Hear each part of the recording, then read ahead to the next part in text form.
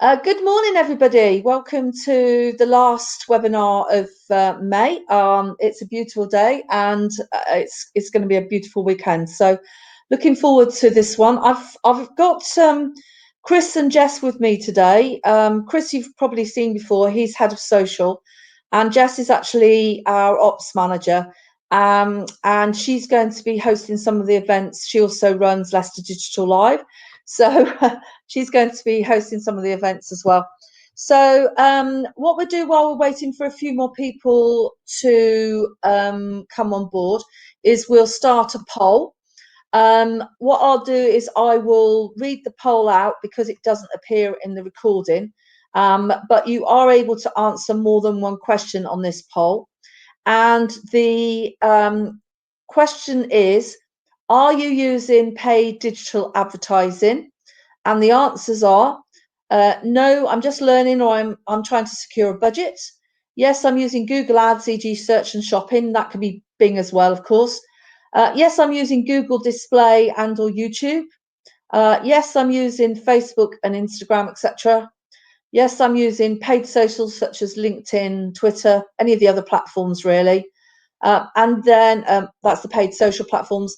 And yes, I'm using other digital advertising such as Criteo, Amazon ads, eBay ads, etc. So we're starting to get some responses now. We've got the most popular is, as I would have expected, about a third of the people are using Facebook and Instagram. Just under a third are using Google Ads, including shopping. There's a few newbies in here, so there's sort of 10% of you haven't used any ads before, so hopefully we can explain some of the good things you can do. And then we've got a few people that are using LinkedIn and Twitter. So it sounds like we've got a reasonably experienced audience today, so that's good. So my second question for you to answer is, have you used any remarketing or sequential advertising campaigns, which is the topic for today? And again, we have a no, I'm just learning, or here to learn. I have used display remarketing in Google Ads. So that's the very old one that's been around for a long time, the ones that stalk you around the internet where you go everywhere.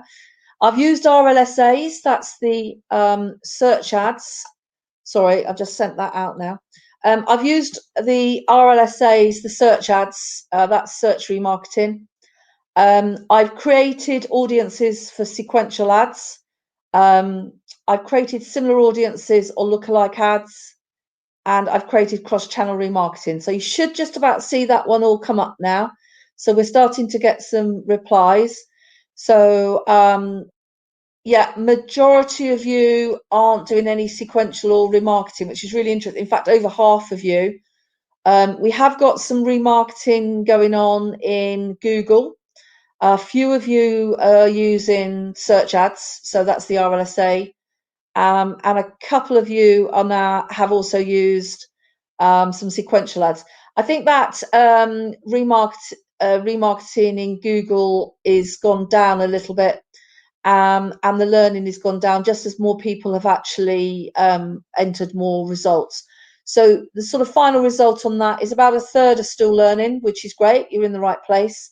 About 30% have used the traditional remarketing in Google Ads. Sometimes that's just a default setting.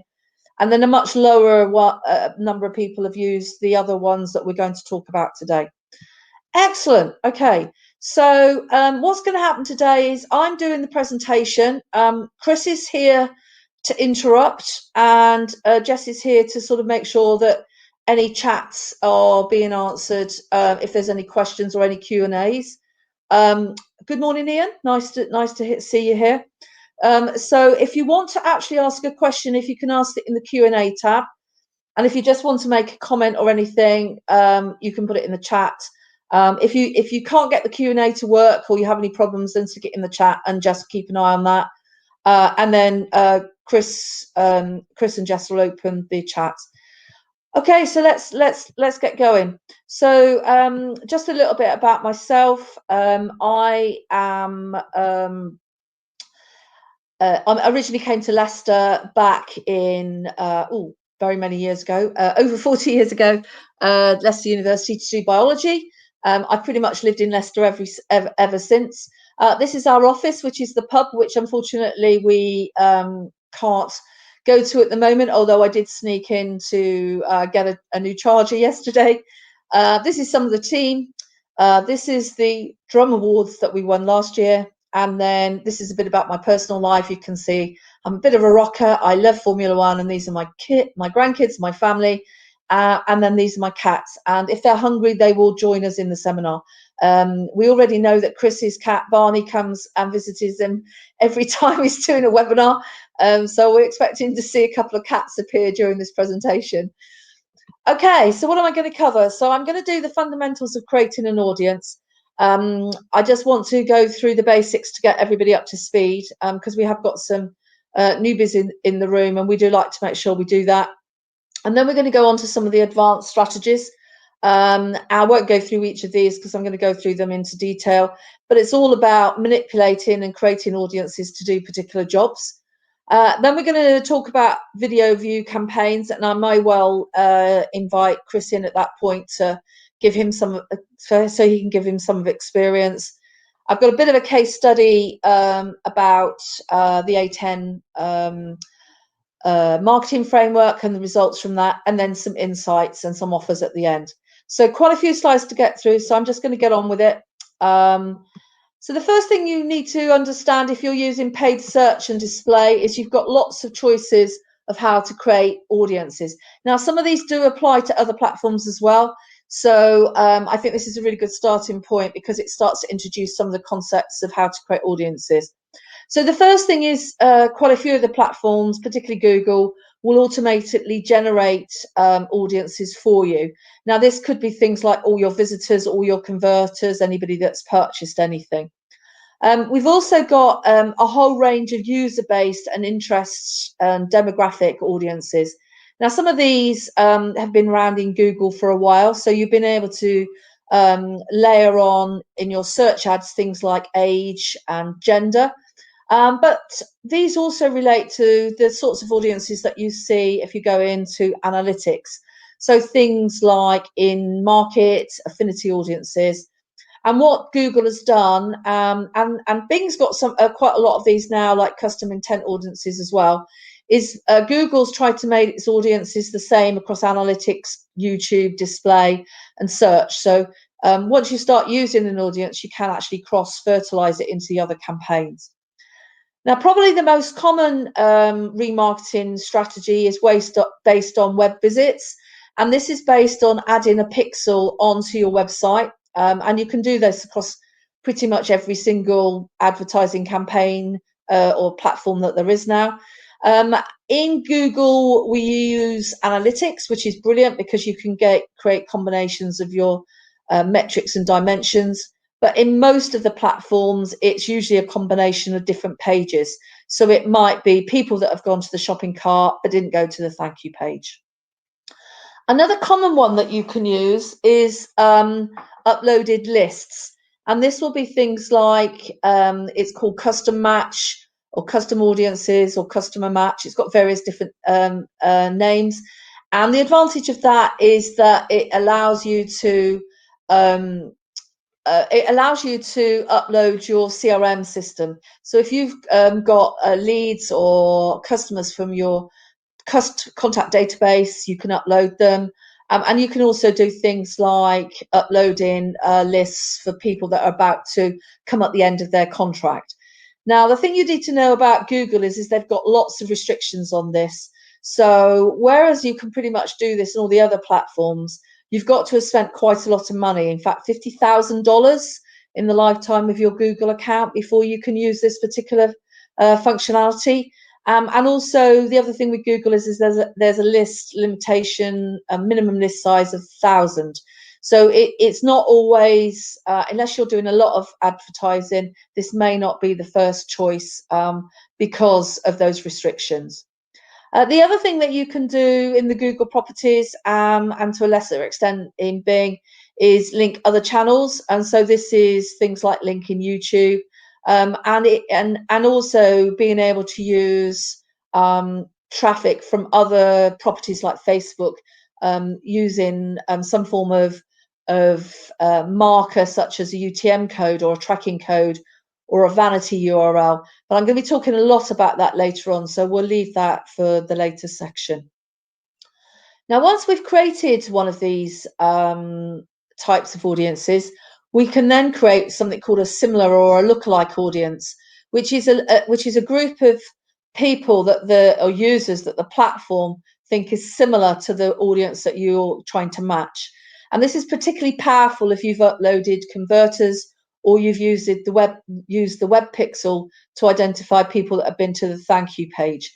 So that's really powerful, and I'm sure Chris will talk about this later on, in the fact that some of our best audiences are created from lookalikes and similar audiences. Okay, so most of the platforms use some form of user-based audiences, and I'm going to actually go through these in a bit more detail in a second when it comes to social media. But these tend to be in Google properties and in search called affinity, in market and custom. You can see the definitions here. It's basically taken from the behavior of the audience, and it's determined by the other sites that they go to, and really looking for signals of whether they're about to buy certain products or services, and can be very powerful. So you can see in this list, which is a business and industry targeting in market audience, the level of granularity that you can go to. So you can see the sorts of things that people might want to target, whether they're looking to buy electricity or they're looking for an e-learning platform. And there's equivalent lists in retail, travel, to this level of detail. But in addition to that, you can also choose particular key phrases, topics, or even URLs that you want to target. So the display advertising of a few years ago, which was very generic and really just targeted pretty much everybody and wasn't particularly sophisticated, has moved on a lot. And the main advantage with some of this display advertising and this audience targeting is that it's significantly cheaper than search. So if you can get conversions out of it or use it for awareness campaigns, it can be very cost effective. Okay, so paid social. This is just a table explaining how you might want to use some of the most common and popular social platforms. So at the top, we've got business to consumer, and the bottom, business to business. Now, what you can see here is you've got different objectives, whether you want to communicate with existing community or fans, awareness and user and visibility to new users, and for generating leads or sales. And then I mimic that down here for B2B. Now, the big thing I've put here is that this is based on what most people think.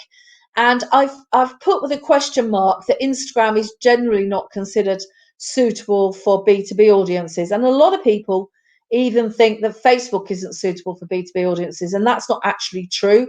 We've got some really good results. And I will go on and show some examples with that.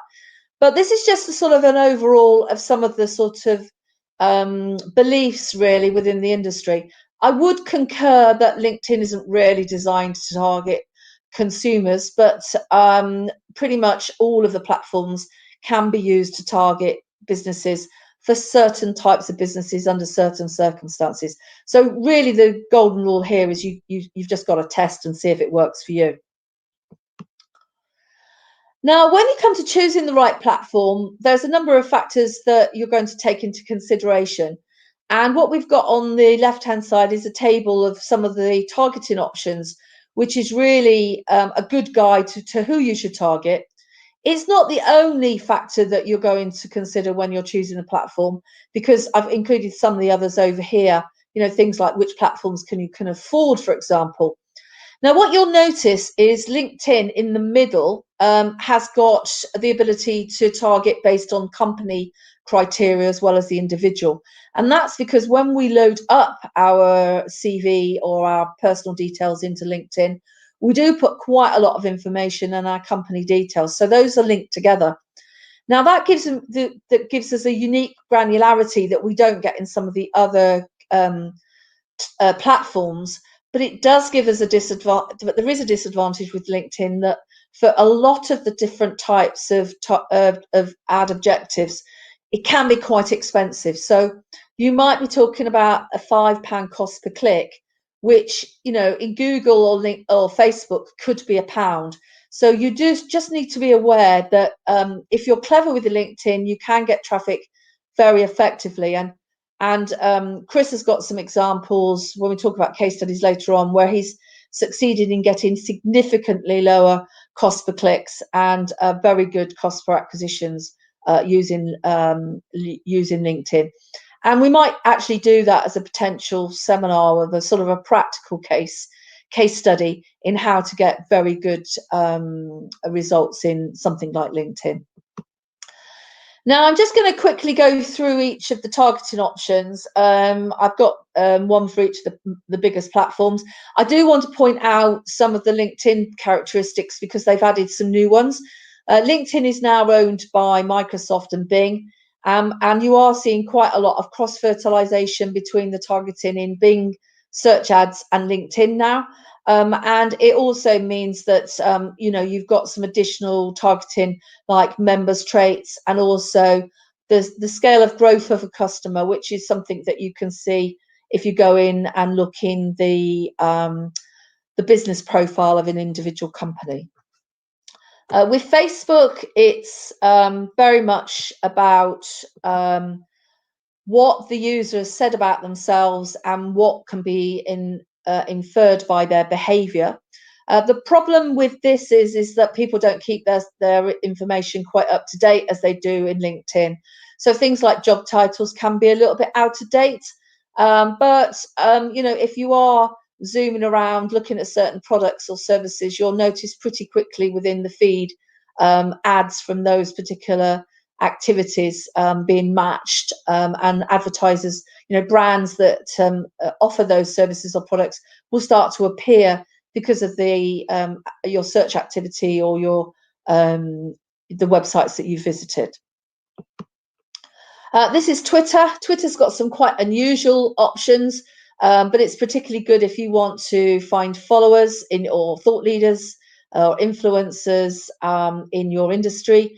So if, for example, if you were selling garden products, you could find followers of Alan Titchmarsh, or you can also associate it with certain TV channels as well, and followers and watchers of TV channels. So that can be quite useful as well. Pinterest. Pinterest is really interesting. We are going to be doing a webinar on Pinterest. It's sort of a hybrid between a social platform and a search platform, and it's got some very, very interesting shopping ads options now, which there was a really good Pinterest webinar yesterday, which I was watching. So we sort of need to update this slide with a whole new section on targeting people that are shopping.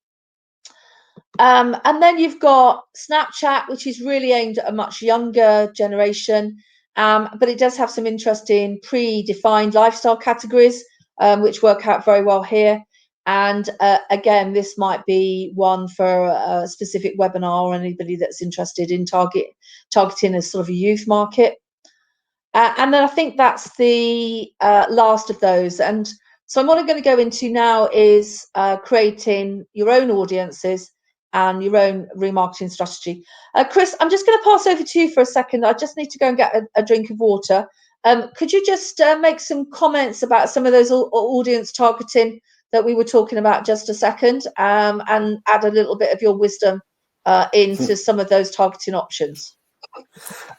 Yeah, I mean, so I think the table you saw at the very beginning is just like a real summary. The slides we kind of went through are pretty much the exhaustive list of targeting capabilities. It's kind of like what Anne said in terms of trialing them. There are some, a lot of preconceptions about what platforms will work.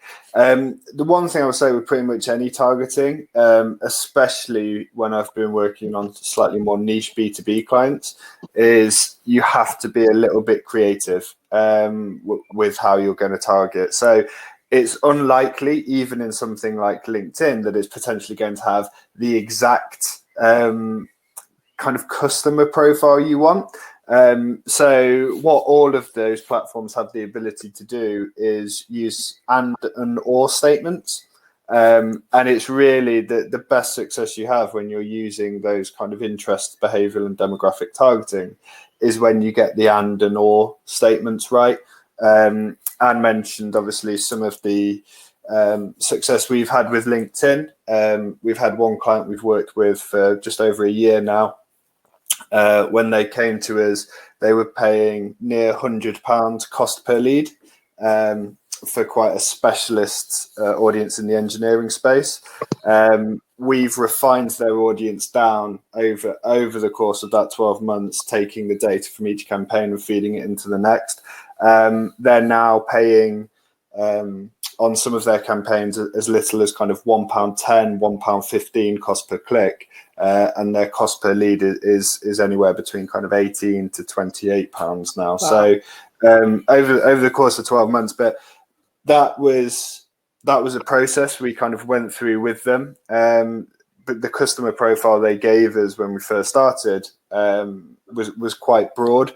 And then what we've done is, one thing LinkedIn in particular is very good at is giving you demographic information back about who has done what, who's had the most impressions, who's carried out the most clicks, who's had the most leads.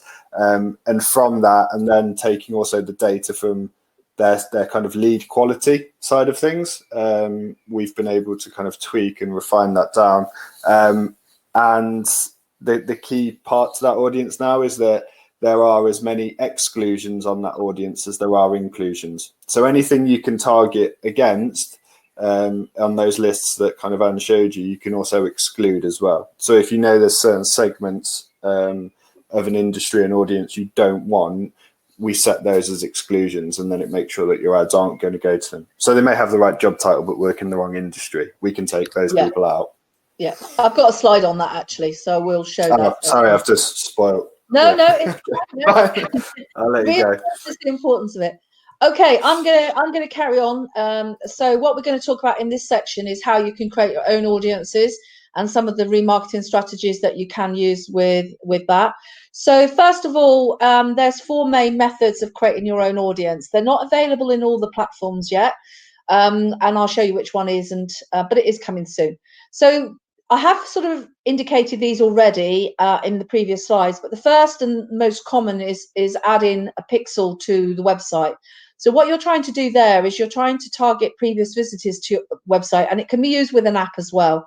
And so you add a pixel from all the advertising platforms that you're going to be using. So it could be LinkedIn, Facebook, Twitter, or whatever, and you add that in usually using Google Tag Manager. And that means that when somebody arrives on your site, then you can remarket to them in the ads platform. Now, just a reminder, Google uses analytics, and of course, most people already have that on their site, so that makes creating audiences very simple. But you also want to add Bing in as well, because Bing's offering some forms of remarketing as well. The next one that's pretty common is uploading the contact details. This is using things like the email address and other personal data such as address and phone number.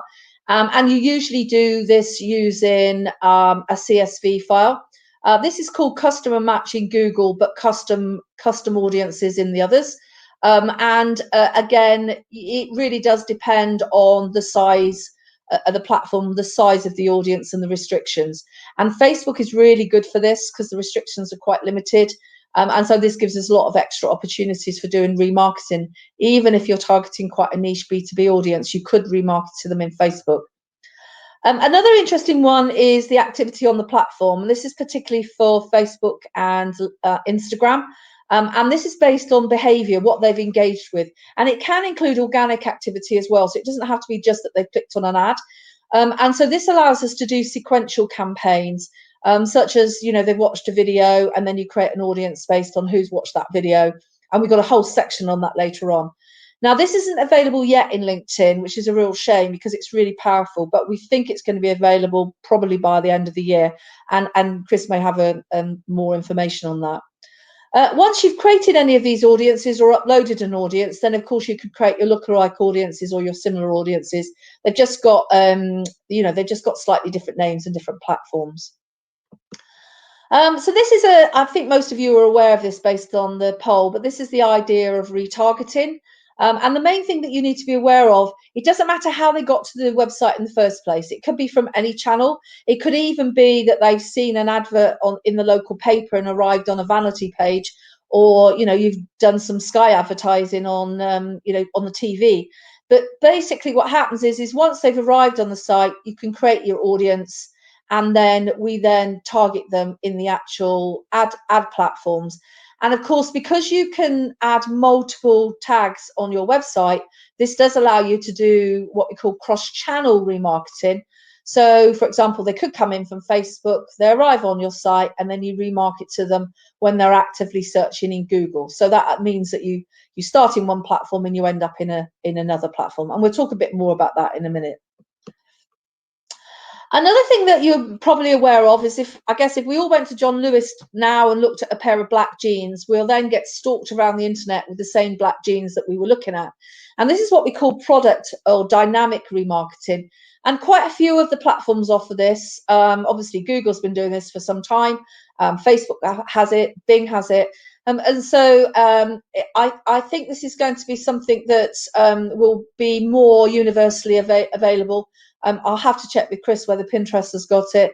But basically, it's a little bit more technical to set up because you need to have a data layer on your website so we know what pages and products people have viewed. And you've also got to create a catalog, which you then link up. But if you're already doing Google shopping ads, you're 50% of the way there. And so if anybody wants any advice on this, this is an interesting one, because basically you can get significantly better results from the people that have left your product. And if you've got a huge amount of products, you don't want to create loads of individual ads. So it really automates and speeds up the process. This is a good summary table, which I find really useful, with the majority of the platforms. Again, I've included Bing in this as well, but I've also included Google, LinkedIn, and Twitter. And it shows when you should be using the platforms, when it works for businesses or consumers. It also shows which of the types of retargeting that you can use or remarketing that you can use.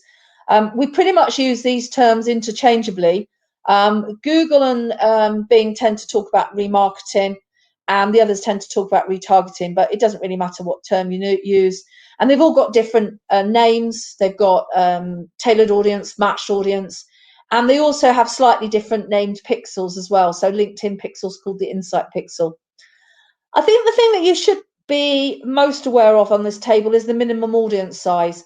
Some of the other parts of Google, like the display network, do have a lower number that you can target.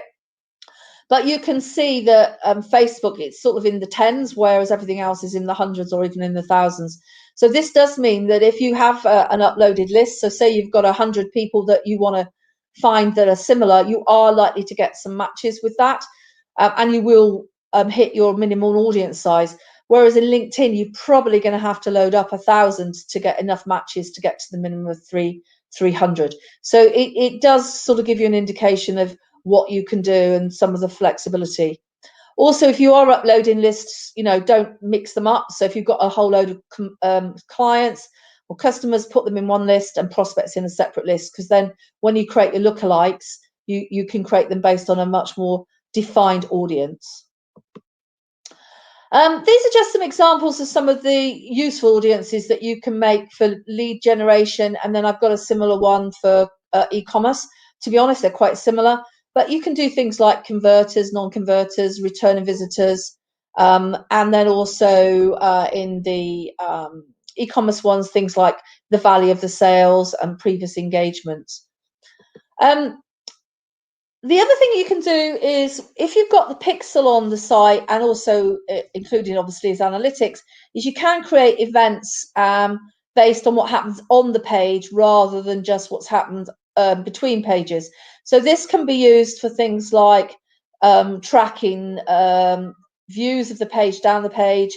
what proportion of people watch videos, downloads, etc. So we can use these custom conversions or custom events not only for conversion tracking, but also for creating new audiences. So there's a whole load of stuff around what you can do with the pixels of the different platforms once you've actually got it added to the site. Okay, so I'm going to go into the advanced audience strategies now.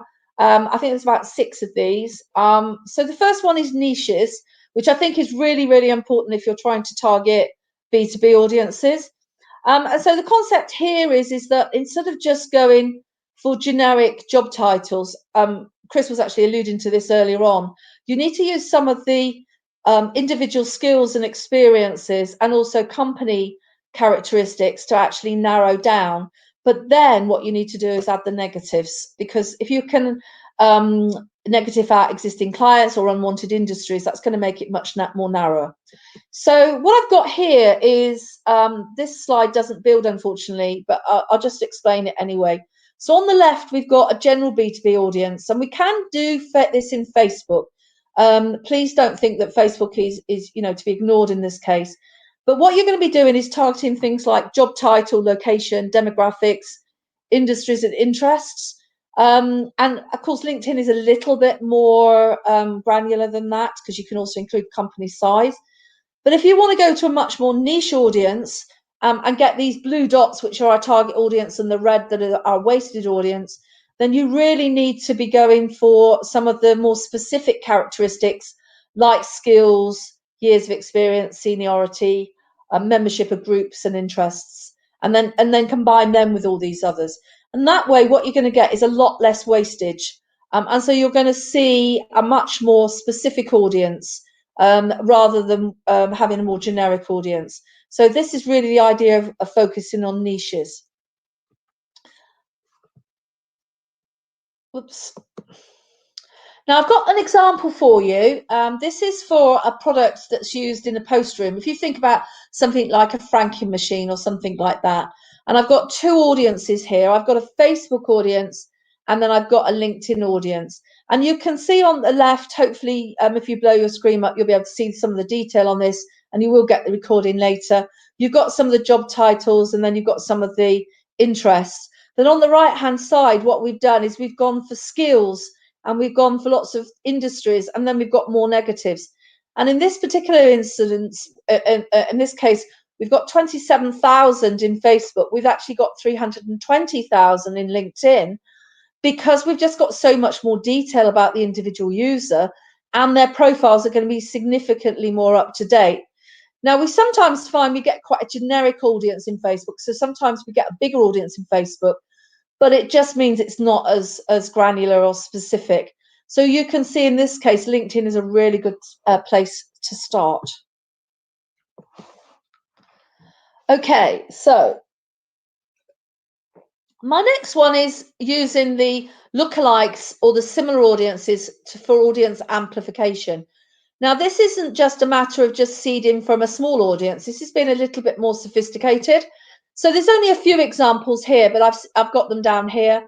So basically what you're doing really is you're trying to create your lookalike audiences, but you're using characteristics such as the value of the purchase, which is the top one, the conversion frequency, which is the top one, the time spent on the site, the percentage of the video watched, and groups of specific web pages. So it's a little bit more sophisticated, and it just means that your lookalike audiences can be more targeted rather than the more generic ones, which is based on just maybe all visitors to the jeans page on your website.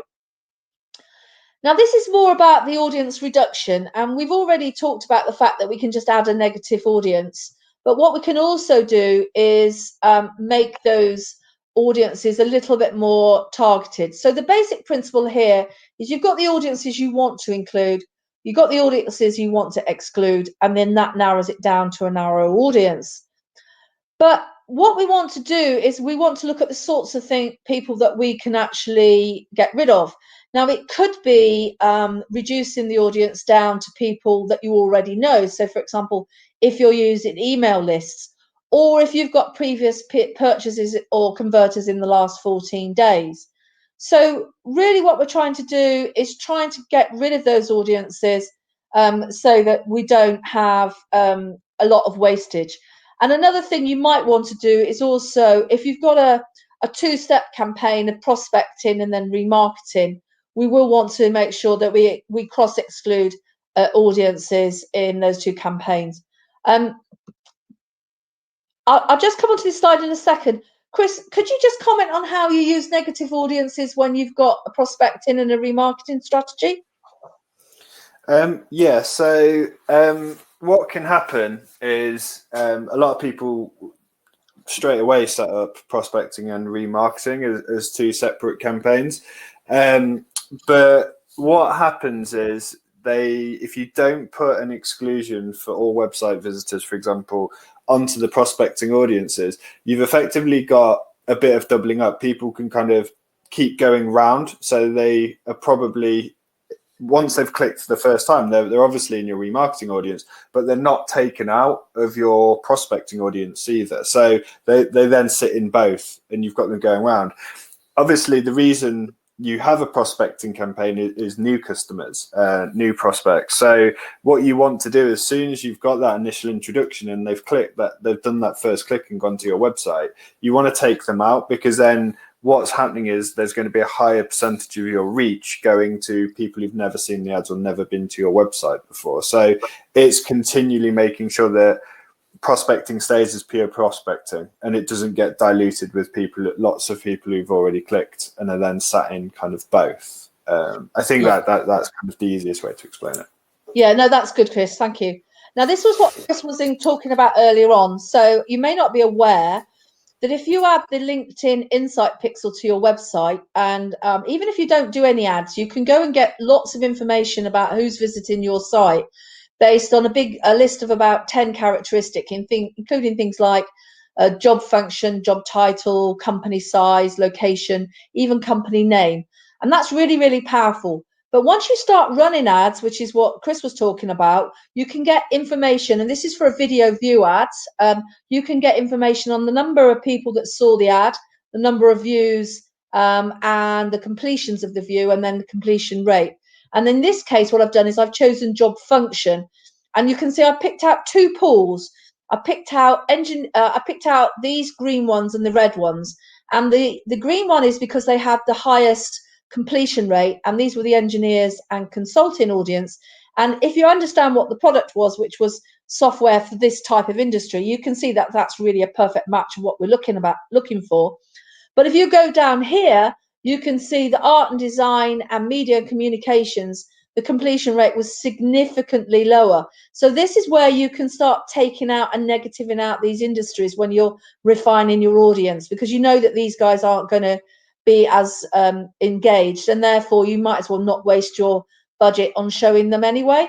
And the reason this is important is that in a lot of cases, you are paying for a video view or an impression, and you don't want to have too much wastage. And when I show you some case studies in a little while, you'll see that LinkedIn does get a much higher completion rate of videos because we've just got a much more targeted audience in the first place. So this is really powerful. And I do recommend that if you aren't even using the LinkedIn Pixel, that you do add it, because you can get some really interesting stats just about who's coming to your website. Okay, so retention and renewal. This is really designed for companies that maybe have a fixed contract, so they renew every year, or if you've got a very large database of old customers that you want to win back. And so what we're doing here is it's basically using the data that you've got in a list and uploading it, usually in Facebook because it's cheaper and the list size is smaller, trying to get the match of the people that are in your list to who's in Facebook, and then basically marketing to them for the month before they're about to renew, and maybe a little bit longer depending on the value of the purchase. And so the current customers see the ads, reminding them of the benefits of renewing rather than defecting to a competitor. Now, just a little bit of the sort of detail again. Remember, in LinkedIn, you've got a minimum audience of 300, so you've probably got to upload 1,000 records to get that size of an audience. and the minimum audience, I think it's 30 or 20, is in Facebook, but it's significantly lower. And also the cost per landing page view is going to be lower. So overall, these strategies are often best done in LinkedIn, in Facebook. Even if it's a B2B audience, it might be worth doing these retention strategies or renewal strategies over in Facebook, because just the cost is going to be significantly lower. My next strategy is audience filtration, and this is the concept of using a two-step campaign or a sequential campaign to get the most engaged visitors and then target them with some form of conversion ad. Now, what we're doing here is I'm going to show you both within the same channel and within the cross channel. So that's using maybe Facebook and Google. Now, remember, within channel, we are limited to which channels we can do that for. So I'm going to show you the diagram and I'm going to work through it. Now, unfortunately, this slide doesn't build, so I'm going to have to do each a little bit at a time. So effectively, what we're trying to do is we're trying to gauge who are the most relevant prospects, who are the most engaged, and then give them a follow-up, which is going to be something like a traffic or conversion ads. So examples of the sorts of things that you can do is a campaign around awareness or video views. And then what we can then do is follow it up and find an audience based on who's watched that video. And in this particular example on the right, it's based on the percentage of the video that they've watched, or if they've engaged with ads or content, or even content that you've got on your website. So this is the complicated diagram. So apologies for the fact that I can't build it in the webinar, but if I just go through each of the different stages. So this is our generic audience with our targets in blue. And we know that we want to filter it down and try and get more of the people that are interested in us. And so we want to reduce the size of that audience, but we know that they're not necessarily going to convert at this stage. So this first stage is going to be something like an engagement or a video to narrow the audience down. We can then hit them with the second stage, and that might be in something like Google search, where the cost per click might be more expensive or more competitive. And then we can get them and get them to convert. And you can see I've ended up with a lot more blue dots than I have got red dots. So I'll go through each stage one at a time. So step one is some form of engagement or video campaign. And again, what we can do is we can do that in one platform. And then at the top, what we can do is we can follow up and with a second ad create that audience in the same platform. So this would be Facebook, for example. So they watch a video in Facebook, and then we create a second audience in Facebook based on who's viewed or engaged with that content. Now, another way of doing it is in the bottom, and this is where we actually get them to view the content or download the content in your website or on your website. Now, the advantage of getting them to your website is you can pixel them and tag them, and then that will allow you to do the second stage in another channel. So the top becomes within the same channel and the bottom one becomes a cross channel. So, okay, so let's go to the step two. So this is the conversion campaign. Now, again, we can do it within the platform. So this could be a lead generation form, for example, which you can do on things like Facebook and LinkedIn, or we can drive them over to a conversion or by going them over to your site. Or this could be something like a remarketing campaign in search. So you can see the second stage. Now, this is the stuff that Chris was talking about. This is the concept of having a prospect and some form of remarketing campaign in order to attract your new users, narrow them down, and then hit them with the second stage. So again, this really depends on your budget. If you've got a limited budget and you sort of know who your audience are, you can just go to this stage. But if you've got a larger budget or nobody knows who you are, then you probably want a two-step stage. So I'm just going to flick to the next slide, and I'm going to ask Chris to unmute his mic. Chris, when would you recommend going for the jugular and a one-step process versus that two-stage where you've got the sort of the priming followed up by the secondary, the prospecting and the remarketing that you were talking about just a minute ago? Yeah. So the one stage to straight in, I guess, is great for things like sales. Stuff that people are kind of going to be expecting that you don't need to warm them up or educate them about. Black Friday is a classic example. You don't need to necessarily warm someone up for Black Friday. There's an expectation in the market that they're going to start seeing ads and deals out there. So you can go kind of straight in with a conversion campaign, and you'll probably see fairly good results. The other two-step is probably a lot better for things. There's all sorts of kind of applications, I think, where we've found it effective. It's really good for new product launches. Obviously, when you've got a new product in development, what you don't want to do is kind of sit on it and no one know about it, and then suddenly it's on sale and you're kind of sat twiddling your thumbs waiting for customers to come and kind of buy. What you can do is a few different things. By doing the two-step, you can gauge the interest in the market, how many people are interested in the product and want to kind of find out a bit more. If you've been running kind of coming soon type video content for that, you've then got a whole base of people who you can go straight out to then with that second stage of ad to say, now it's available to buy. Click here to buy it. The other kind of area where it comes in really useful is when you've got quite a complex product or service.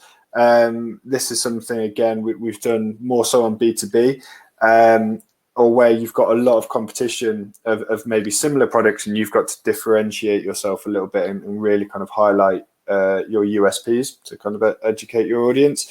That's where you can go out to that audience. You can do something like a carousel or a video, and then you can take the people who engage with that, the ones who are kind of showing real interest to kind of find out more, and then you can prompt them to maybe book a demo or request a trial version or something like that, because you're probably going to have a higher success rate having kind of qualified them out already and maybe educated them a little bit as to the benefits of why they should do a trial or get a sales rep to contact them. And this sort of also relates to what we've got on the screen, which is the concept of audience priming, where you use maybe a cheaper channel and then you drive them to a second channel. So let's zoom on with that. So this was a strategy that we call honeypots, where basically what you're trying to do is get people over to your site with some really nice content.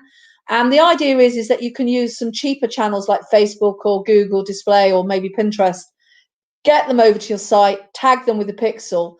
And this could be something like a guide to all garden furniture or something like that. Now, normally under those circumstances, bid on the word garden furniture. Say if you make very expensive rattan furniture, probably too generic and isn't really going to get you your target clients. But because you can create a remarketing audience based on these guys that have come to your site already, then when they're actually in the position to buy, then you can hit them. And you're more likely to convert them at that stage.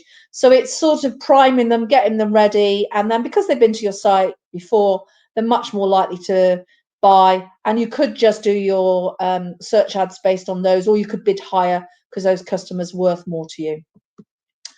These are some of the examples of some of the cross-channel remarketing strategies that you can use.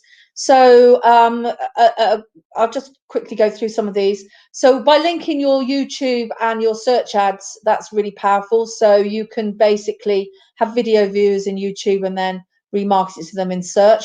We find that the video views is really cheap in YouTube, but they don't really click through to the site. So if you look at it on a cost per click basis, it's very poor. So by actually linking your account, you can still target the people that viewed your video. We can also use the one I was just talking about, which is the cross-channel remarketing. So getting people from Facebook with traffic ads and then targeting them with search ads based on creating those audiences in analytics. In this case, what we would do is we use the UTM code when we set that up in Facebook, so we know exactly which campaign we're targeting. You can also use audiences based on vanity pages. That's sort of the specific URL. So if you're doing any offline advertising like radio, programmatic TV, or out of home, or even in the press, you can then send them to a vanity URL, which then you can then use to create an audience. We can also use uploaded lists, and then we've got things like you can upload your Amazon customers, even though you don't know their email lists. the retention strategies that we were talking about earlier on, and also for winning back dormant customers that have not bought from you for a while or have actually lapsed. This is just a diagram which we use a lot in our presentations. It shows us the 3 stages of the conversion funnel or the sales funnel: awareness, consideration, and conversions. And it's the idea that you can use these broadcast media to get people over to your product page or your content page. You can also use other SEO and organic social and PR to help with that brand recognition, again, getting them to those pages. And then what happens then is once they've been to those pages, we can tag them and then hit them with some form of conversion ads in a variety of different platforms. Okay, so I'm just going to give you a little bit of information about using video ads and video campaigns. So this is a table that shows the difference between LinkedIn, Facebook, and YouTube. And what's really interesting is if you look at the actual cost per views across the platforms, then quite similar, much nearer than I expected them to be. But what you've got to be thinking about as an advertiser is, do you want people to watch the whole video? And if so, what does that cost you? So LinkedIn works really well because of the granular targeting, particularly for a B2B audience. And so the cost per views are less than 10 pence. I've got a couple of examples to show you. But what we find with the B2B audiences in LinkedIn is because they've got a much higher level of granularity, they're much more likely to view the whole video. And then consequently, we get a much lower cost per completed view. Now, the other thing that you can do is you will get some traffic across to your website after they've watched the video, because they can go over and or you can even get them to fill in the form. And that cost isn't a lot different from what it would normally be if you were running a normal traffic ad. Whereas in the other platforms, they tend to be significantly higher. Now, Facebook charges on something called a through play, which is more than 15 seconds or completion of the video, and that tends to be less than 5 pence. But because less people watch the whole video, if you then calculate that out, the cost per completed view is typically 40 pence upwards. So it can work out for B2B audience actually more expensive than a LinkedIn audience. This was based on a B2B case study, by the way. So consumers, they may watch more. So Chris probably got some comments on that. Now, the main advantage of Facebook is the fact that you can then create an audience within Facebook based on the percentage viewed. And then you can create these sequential campaigns, which isn't available yet in LinkedIn. Now, YouTube works on something called a true view, and that's based on 5 seconds, or if you watch the whole of it, or if you interact with it as well. And again, the cost per views were really cheap. In fact, most of these were less than a penny. And then the remarketing and the follow-up for the sequential campaigns is going to be your Google Ads campaign. So you can see the sort of mechanics of how it works. So I've got a couple of examples to show you. So this is looking at the cost of, this was a generic across the whole of UK, a video audience of 20 pence a day, and it came out around 13 pence per view. There's no targeting in this at all. And actually what we find is once you get a more targeted audience, that cost can change. This is some examples of some campaigns that we run. This is B2B video view campaigns. This was for software this year. This is actually still running, so you can see this is pretty much a live campaign. And this was data services, and this was from the previous year. Now, the blue line shows the cost per view. And you can see that it's really similar, and we're getting sub 10 pence costs here. But the green line is cost per video completion. And the real reason is that this one is so granular that we've got really, really high video view rates and then completion rates. Whereas in this campaign, you can see it was a much more generic, much more wider audience. The number of impressions were sort of 10 times higher. But actually what happened is overall, the completion rate was significantly lower. So the cost per completed video view was actually much higher than in this particular example. So you can see that the work that Chris had done on this campaign has made this so cheap that a completed video view is actually cheaper than what we can get in Facebook. I've also got a Facebook example. This was safety products, and this is a couple of different campaigns that we've run for them. And what you can see here is that the through play cost was very cheap, again less than 5 pence, but we did get quite a variety of a proportion that were actually viewed the 100%. So this had a different effect. Now, I haven't included any YouTube examples because I thought that there was a lot more variety with regards to the percentage that were played, but they were even cheaper when it came to the cost per view. So some really interesting data there about how you can use video. Okay, I'm going to quickly do the case study because I'm realizing we're getting near to the end of the. We've only got a few more minutes, and I do want to have a little bit of time at the end for some questions. So this is the work that we've been doing to promote our A10 marketing framework. If you haven't already got this, if you go to the Annika site, a pop-up will come up, or you can go to the search and find it. But you can also find it by putting the URL that's in the screen there, which is reasonably easy to remember. So what we've got is Facebook ads, Instagram ads, a whole range of different ads, and then land on a landing page. And the landing page is right, the form is right at the top, and we typically get between 30 and 50% actually download from this landing page. And this landing page is quite sophisticated. It's linked directly with our CRM system, which is SharpSpring. It goes automatically, the users go automatically into a list. It's all tagged up, so we know where the sources come from, and then we use that to filter into our weekly email. So each week our email is growing as a result of this campaign. Now, the surprising thing was just the variety of places that you could try to do marketing like this.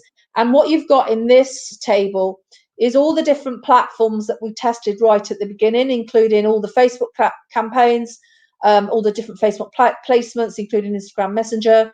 We also tried Twitter, LinkedIn, and Quora. And then this was the ad objective. So you've got different ad objective here around landing page views, clicks, conversions, lead generation. And these were some that didn't work, which were the message ads and spotlights ads in LinkedIn, which I wouldn't recommend. Now, included in the table in this matrix, we've got the targeting. So you can see we've got things like job titles, keywords, topics, and then we also did some lookalikes. And the green ones, actually, we have gone on and continued with the conversion ads in Facebook and Messenger as well. But this is the only thing that we're actually still running now because it was so successful. Now, if you look, this was after about 2-3 months. We actually got the data to show you. And what you can see is the number of conversions and the cost per conversion. And the green ones are the ones that we've carried on with. And then we've just sort of modified these ones because they did work quite well. Now, just a bit of a caveat on this. You can see that some of the others did get reasonable results, but we wanted to get these downloads for as cheap as possible. Now, if I was looking for leads for my services, I would be very happy with some of these prices. So please don't think that these don't work. It just depends on what your objective was. Our objective was to get downloads with a targeted audience for as low as possible. So this does give you an indication of the relative cost of some of these. But as Chris has already indicated, with his LinkedIn campaigns, he's got this significantly cheaper than this by continuing that optimization process. But it does just show the range of different options that you've got. And of course, each of these different platforms have got different targeting options. Okay, so this is what's happened now. I'm sorry this slide doesn't build as well. So this is the results from when we started a year ago to literally last month. And you've got the volume in dark blue and the cost in light blue. And the cost is working around, on average, around £2.80. Which is the low cost. And this is across Facebook, Instagram, and really Messenger doesn't really get anything. So you can see the Facebook versus Messenger here. And you've also got the gender split as well. So if I just go through the conclusions. So first of all, we find huge variation on a day-to-day basis. So you could be, 90 pence one day and £10 the next day. And typically we're spending £10 a day.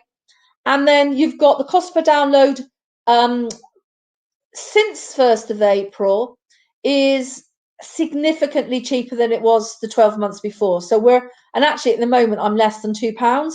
So I'm around £2.20, whereas I was £2.93 prior to the lockdown. So this just indicates that the cost of Facebook is significantly cheaper than it was prior to the lockdown, because there's less competition. Now, Instagram also generated the most conversions and had a lower cost than Facebook, and Males was also generated the most conversions and had a lower cost than Females. So if you work those together, what we found was Males in Instagram actually have the lowest cost per download, which is completely the opposite of what everybody would say about Instagram. So you can understand that, you know, there was some surprises there. Okay, so key takeaways. First of all, please don't ignore Facebook and Instagram for B2B. Obviously, you can use it for B2C, but Facebook can be used to target B2B audiences, and also please test Instagram. You might be surprised. LinkedIn offers a much more granular target option for finding niche audiences. If you are using LinkedIn, please go and experiment with skills. You'll find it's much more effective than job descriptions or job titles. And I think you'll find that that's really helpful. If you've got a limited budget, you probably should focus on lead generation ads or conversion ads. This is the one step that we were talking about for Black Friday, as Chris was talking about, or sales. But if you're looking for new customers, then you can do a combination of these audience identification, amplification, filtration, some of those advanced techniques, which are really a prospecting and remarketing campaign. So this is where what I recommend is that you should definitely consider a sequential remarketing campaign, as they're very powerful. It allows you to narrow your audience down, and you can do that both in some of the channels the same, but also in the cross channels. And I would also recommend that you play around with the video views. If you've got video content, you're going to get a very low cost for video views, and then you can then remarket to them, you know, using things like Facebook or the YouTube and Google combination. Excellent. What I'm going to do now is I'm just going to show you some of the offers that we've got. But I am going to ask Chris to open the mic while I bring some of these up. Chris, is there anything you want to add to that with regards to some of the, you know, strategies that you found have been really successful?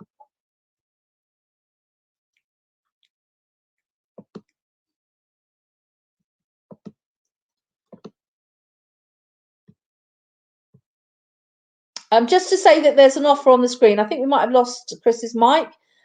This is so if you're interested in our free resources, you can sign up for the Academy. Sorry, Chris, I think by going to those offers, it's actually stopped you from talking. So if you want to, I'll just show them up on the screen. So have you got any comments you'd like to make about how to do those campaigns, or have you frozen? I think Chris is frozen. He's completely still, and he's never completely still. So he may well try and log back in again. But while we're waiting, if you want to access our free training resources, you can go on to the Annika Academy, academy.annika site. There's also a pop-up appears on the Annika site when you go there. We're also offering free consultancy, 1 hour consultancy, and a discount on any new campaigns that you set up before September. We're also going to be running the DMI and digital marketing course live. Chris, you're back. Great. I'm back. Finally, this is a bit of an ad for next week. This is in conjunction with the Chamber of Commerce. I'm afraid it's me again next week. I'm going to be doing digital marketing tasks you can do in your pajamas. So this is much more generic cross-channel campaign. I don't think we've got any questions. But Chris, would you like to think on to the conversation from today? No, I think what I was saying before I realised I'd frozen.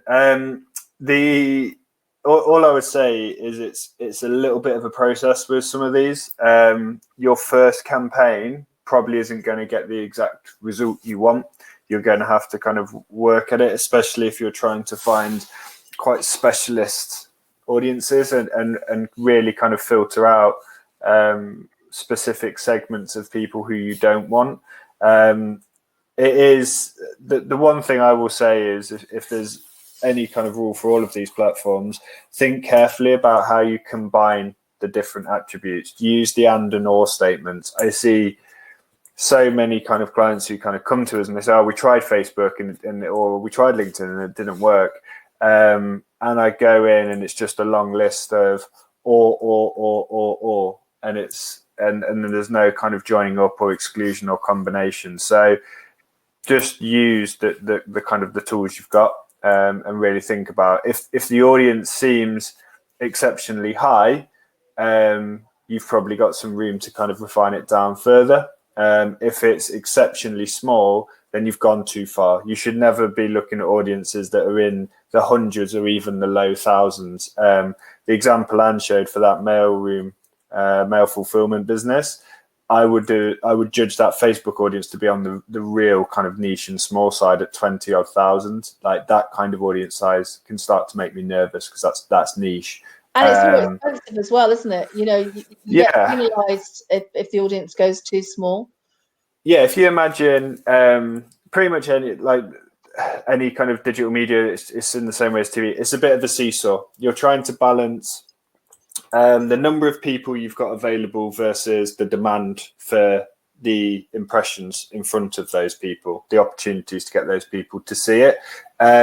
If you've got a very niche audience that's very small and you've got a lot of advertisers who want to get in front of those people, you're going to end up with some really high CPMs and the campaign's going to cost you a lot. So what you're always trying to balance is that kind of seesaw of the audience being refined and targeted enough to be exactly the type of people you want, but still big enough that it's going to offer you kind of competitive scale. Excellent. I do think that the main problem of why people don't get this right is they don't understand setting up pixels. They don't understand creating custom conversions. They're not very good at doing things like dynamic remarketing because they find it difficult to create catalogs. So they don't really necessarily understand attribution between the different channels. So it tends to be on the slightly more technical advanced side, which is why I called it advanced strategies. But even some of the basic audiences we see are pretty rubbish, aren't they, Chris? You mentioned, one there where literally they'd included everything, and there was no sophistication. And if you really want to make this work, it's the layering and the combinations and that make it work, and the time to optimize and play, I think. Yeah, installing your pixels and your tags, even if you're not in a position like you said earlier to necessarily have the budget or kind of have the resource to run paid ad campaigns, these pixels, getting a Facebook Business Manager account, getting a LinkedIn Campaign Manager account, they're free. You can and getting those pixels and tags is completely free, and it's probably one of the most worthwhile tasks you'll do from a digital marketing perspective, installing them on your site, because of what you can learn about people. But then if they're there and they're learning in advance of you needing your paid campaigns, we mentioned earlier, lookalike audiences have been some of our most successful audiences for pretty much any client in any sector. But they're only effective once they've got a really kind of good, robust pool of people who've already been to the site, who've already carried out the behavior you want to replicate. The more people you can base that lookalike off, the better. And yeah, so I would suggest that even if you're like, we're not going to be running paid social campaigns until, or even paid media campaigns until next year, get your tags and get all of that stuff kind of set up in the background. So you're just going to be in a much stronger place. You can get a lot of free information, can't you? Because all these platforms have got their sort of equivalent of analytics, but it's based on the data that's available in their platform. Okay, yeah. Well, I'm conscious we're nearly at 10 past, so thank you guys for hanging around a little bit longer.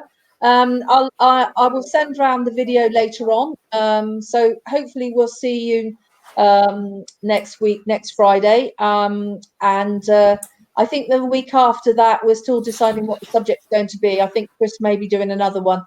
I don't know what we haven't decided on the subject yet, so We think that the social ones and the SEO ones are the most popular. I think Sook last week had over 100 people registered. So we'll come up with another exciting topic for you guys. So thanks very much, everybody. Have a lovely weekend, and we'll see you soon. Bye-bye. Cheers, guys. Bye.